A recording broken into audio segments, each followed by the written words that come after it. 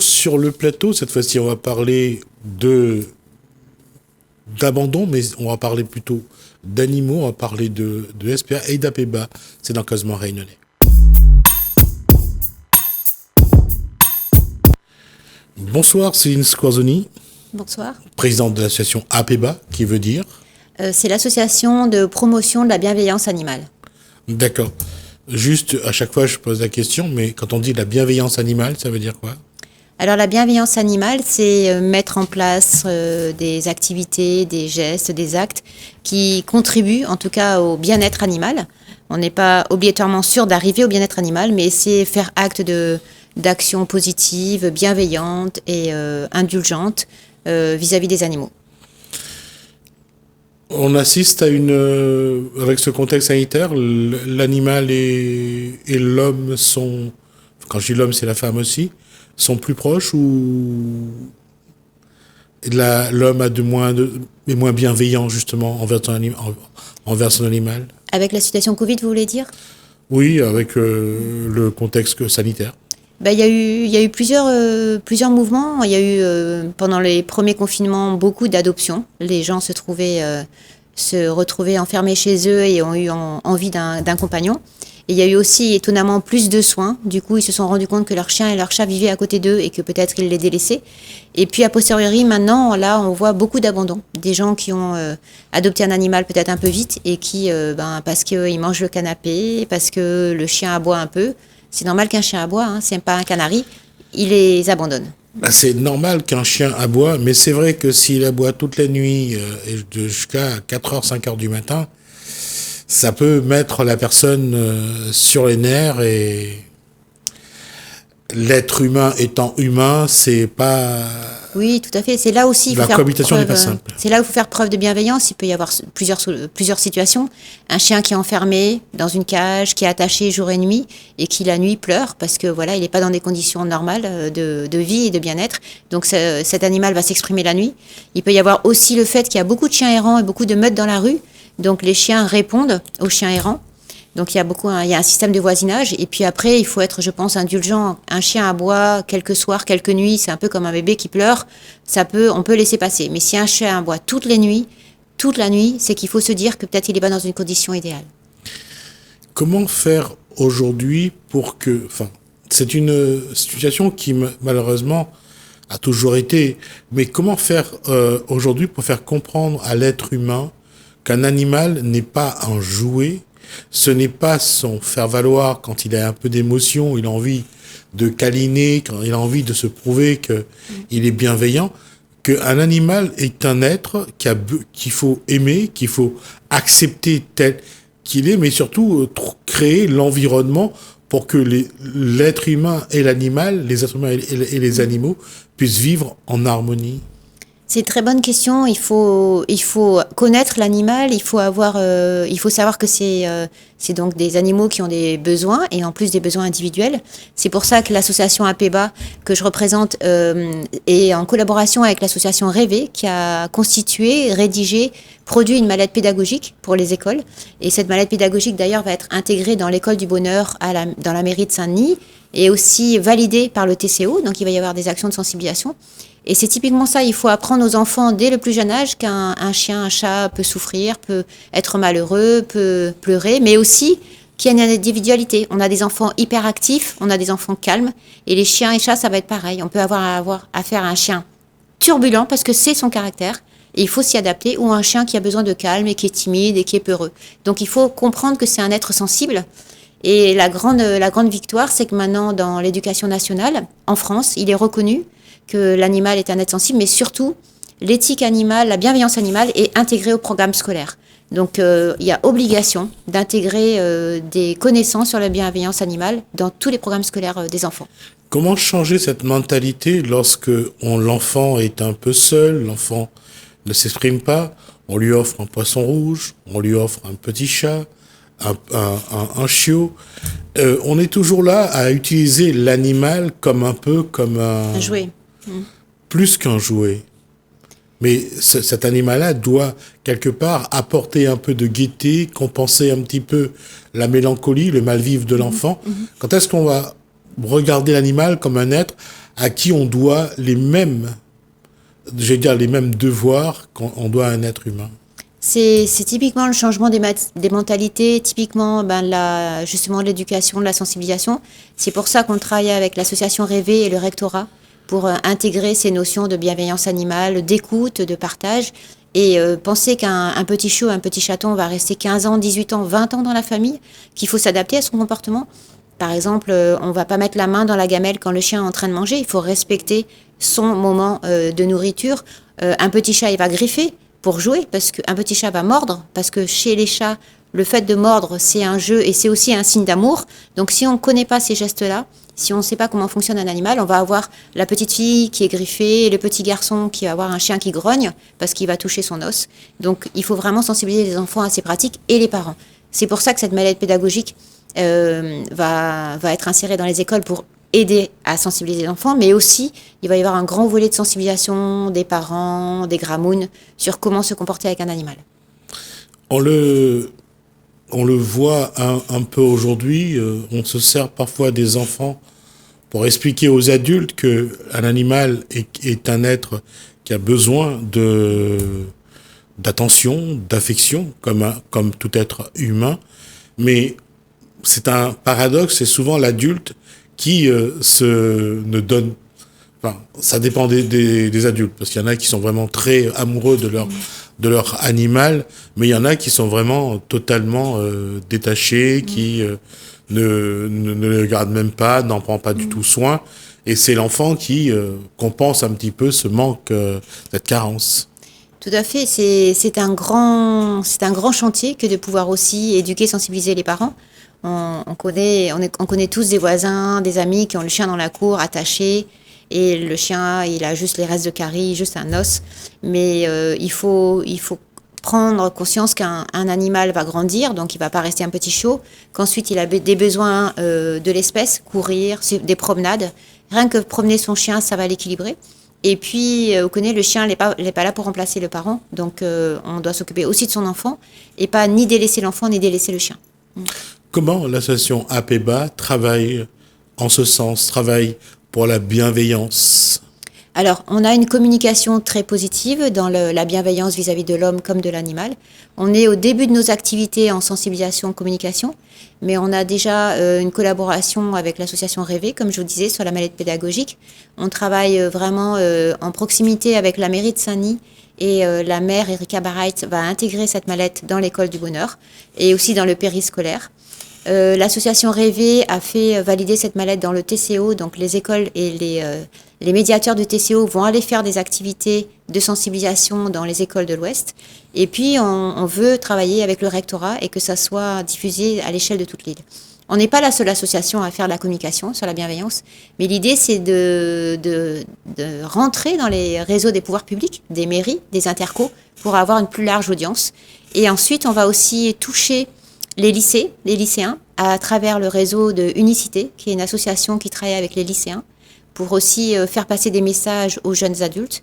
Et enfin, on va faire de la communication pour le grand public à travers des flyers et d'autres actions de communication. Donc on est au début de ce grand programme de sensibilisation.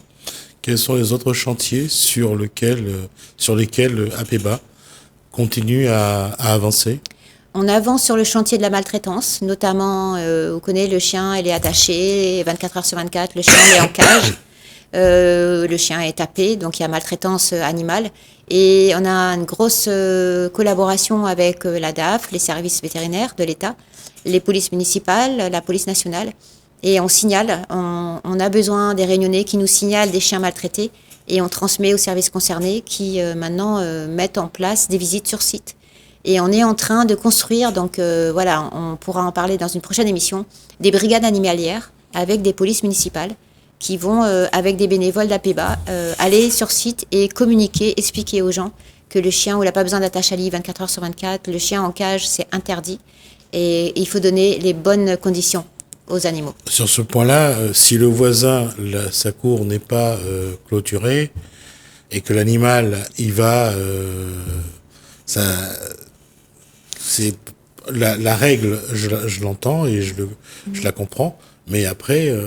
le contexte environnemental n'est peut-être pas C'est ça, c'est toujours pareil quand on n'a pas les moyens, quand la cour n'est pas clôturée ou bien de faire un petit enclos. Un petit enclos, au moins le chien il peut courir, il peut ou sinon on peut mettre une longe de 3 mètres, 8 mètres, le chien il peut courir aussi. Mais un chien attaché à moins de 3 mètres toute la journée et en cage, ça c'est maintenant dans les règles de maltraitance non autorisées. Et sinon on peut faire un petit enclos avec les amis, on peut faire une longe et puis on peut sortir à l'île 1 fois par semaine au moins. D'accord. Autre actualité d'Abeba avant de passer à une association? L'actualité, c'est qu'on va répondre à l'appel à projet de la DAF sur le plan de relance, qui propose un volet stérilisation, sensibilisation, identification. Et nous proposons un grand projet, un beau projet avec la mairie de Saint-Denis notamment, pour le mieux vivre ensemble et contrôler les meutes de chiens et les colonies de chats en ville et faire bénéficier de ces animaux errants mais installés en ville d'identification, de stérilisation et de médecine solidaire. Et l'idée, c'est de stériliser ces animaux qui contribuent à multiplier les animaux en ville, aussi de leur apporter de la médecine solidaire s'ils sont blessés et malades, et puis d'extraire les animaux adoptables avec la collaboration de plusieurs associations, les Félins de l'Espoir, Erlinda, la SPA qui collabore avec nous, mais aussi Respecte notre poilu et aussi les Rescapés de l'Enfer. Et les animaux adoptables seront extraits et mis dans le circuit de l'adoption. Et les animaux trop heureux, trop farouches seront remis sur site, mais suivis. Et on est vraiment très fiers que la mairie de Saint-Denis nous accompagne sur ce gros projet et qui va permettre de faire un projet innovant à l'île de la Réunion. C'est la première collectivité qui va accepter qu'on puisse remettre sur site des animaux, mais en les surveillant. Cette démarche, c'est toujours pour essayer de protéger au mieux les animaux ou aussi essayer d'améliorer un petit peu aussi leur cadre de vie. Alors, ça va viser évidemment le cadre de vie des animaux, parce que s'ils sont stérilisés, on va éviter la prolifération des animaux, les chaleurs, les bagarres. Ils vont être marqués ou identifiés, donc on va pouvoir les suivre. Il va y avoir des sites de nourrissage. Et puis aussi, c'est préserver et contribuer au bien-être des populations, les gens dans les quartiers. Ils vont avoir moins de chiens, moins de chats présents. Il ne va plus y avoir de bagarres. Il ne va plus y avoir de femelles en chaleur qui vont attirer tous les mâles des quartiers. Et il va y avoir des sites de nourrissage très spécifiques dans des zones données. Et c'est prouvé, puisque c'est la loi des chats libres, par exemple, c'est prouvé que ça évite, ça réduit les problèmes de bruit, de problèmes de voisinage, de poubelles renversées. Et ça permet de maîtriser les meutes en ville. C'est fait en Turquie, c'est fait en Autriche, c'est fait en France. Et à La Réunion, ça serait la première fois que ça soit fait officiellement. Les associations le font déjà, on va dire, d'une manière, on va dire, non officielle. Mais là, on aura la mairie et les intercos avec nous. Et on est très content que ce projet puisse se concrétiser. La concrétisation des projets, c'est aussi l'engagement d'associations. Et aujourd'hui, à La Réunion, il y a quand même quelques associations qui œuvrent en ce sens. Oui, il y a plus de 25 à 30 associations à La Réunion. Donc, il y en a certaines qui sont situées en métropole et d'autres qui sont basées à La Réunion. Donc, ces associations contribuent à récupérer les chiens errants, les chats errants, à les remettre à les malades, à les remettre en conformité, à les soigner, à les opérer. Et tout ça sur leur fonds propres ou avec des donations. Et ensuite, sur les animaux, quand les animaux sont guéris et stérilisés, ils sont mis à l'adoption. Et donc, il y a un énorme travail de ces associations. Elles sont souvent asphyxiées parce que, vous connaissez, il y a tellement de chiens à la rue, tellement de chats abandonnés que c'est compliqué de tout faire. Mais l'idée, justement, c'est d'avoir des financements des collectivités. Sur ce point, une association particulière qui... Oui, avec plaisir. On voulait faire un coup de projecteur sur l'association Erlinda, qui est une petite association qui a été créée en 2018 et qui travaille et collabore notamment sur des projets de sauvetage, de communication, sensibilisation dans les Alpes-Maritimes, mais aussi à La Réunion depuis 2 ans, puisque sa présidente est installée à La Réunion. Et donc on voulait parler de cette association, Erlinda, H-E-R-L-I-N-D-A. Vous pouvez trouver toutes ses coordonnées sur Facebook, et qui est une petite association qui contribue à sauver des animaux, des chats ou des chiens, à les mettre en conformité, et après à les proposer à l'adoption. Donc un chien qui est vacciné, soigné, identifié, est à 290 €, et un chat à 190 €. Ça paye les frais de mise en conformité. Et ce qu'on demande évidemment, c'est qu'après l'animal, quand il a à peu près 8 mois, 1 an, soit stérilisé. Alors, puisqu'on parle d'adoption, on va essayer, alors déjà, on a demandé à l'organisation de nous lancer les images de cet animal que vous souhaitez faire adopter. Voilà, on voulait mettre à l'honneur un chien qui s'appelle Django, qui a été sorti de maltraitance grâce à l'association APEBA, mon association. Donc on a eu une lanceuse d'alerte qui nous a notifié le cas de ce chien qui était maltraité chez son propriétaire, laissé à l'abandon, pas nourri. On a réussi à lui trouver un accueil et Django est un jeune chien d'1 an, très dynamique, très joueur, pas du tout abîmé par la maltraitance et qui a été pris en charge par Erlinda, l'association Erlinda partenaire, et qui est mis à l'adoption. C'est un chien vraiment adorable, très joueur, et vous allez voir les images, qui demande juste à être adopté et à avoir une belle vie. D'accord. Alors, est-ce qu'on a, voilà les images, donc Django.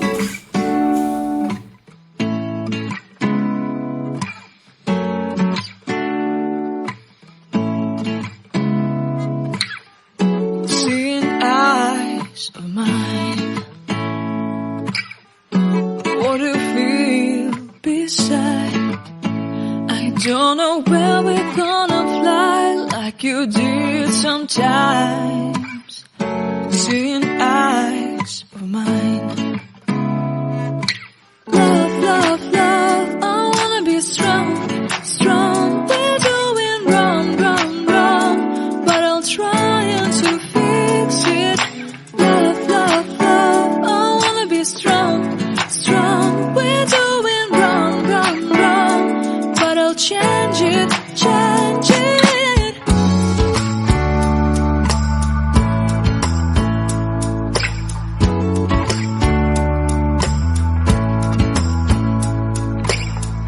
Seeing eyes of mine, you see, there are no trees inside of me. In this desert, I can look at you with love. Seeing all that I can learn, can you stay and I will grow? Grow the hanging gardens of Babylon. Love, love, love, I wanna be strong, strong, strong. We're doing wrong, wrong, wrong, but I'll fix it, fix it. Love, love, love, I wanna be strong, strong, strong. Alors, par rapport à d'habitude, quand on regarde Django à la télé, il a ses 2 Colt, ses 2 pistolets. Là, il les a pas. C'est ça. Merci. Donc, ce chien-là, il est chez vous Ce chien-là est en accueil et donc dans une famille d'accueil. Il est pris en charge par l'association Erlinda et il peut être adopté à La Réunion comme dans le 06 en métropole. Mais l'idée, si on trouve une belle famille à La Réunion, ça lui évite un voyage. Et c'est vraiment un très gentil chien qui mérite d'avoir une belle vie. D'accord. En tout cas, c'est un beau chien. En tout cas, c'est un mâle, c'est ça? C'est un mâle, oui. Il a combien de mois à peu près? Il a 1 an, à peu près Il a 1 an. 1 an. Donc, en tout cas, l'offre est lancée. C'est à vous de voir si vous cherchez un compagnon qui vous sera fidèle. C'est méchant ce que je vais dire, mais parfois l'animal est beaucoup plus fidèle que l'être humain. Donc, ça, c'est le premier animal qu'on va montrer. On aura l'occasion de recevoir encore Céline Squarzoni sur ce plateau et de voir de nouvelles offres à l'adoption. On va terminer là-dessus. Le contexte sanitaire, ça a compliqué le travail à ce niveau-là ou pas?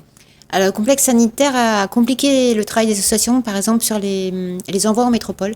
On a quand même beaucoup d'animaux qui partent en métropole à 80% en adoption. Pourquoi? Il y a 2 raisons. Il y a à La Réunion, il y a tellement de chiens errants, de chats errants que on connaît, où ça va faire la randonnée dans le week-end ou trappe 1 ou trappe 2. Il y en a tellement que les gens ne veulent pas trop payer, ne pas mettre l'argent pour adopter un animal, parce que avec une association, il faut payer la vaccination, l'identification et la mise en conformité. Et en France, il manque cruellement de chiots, de jeunes chiens.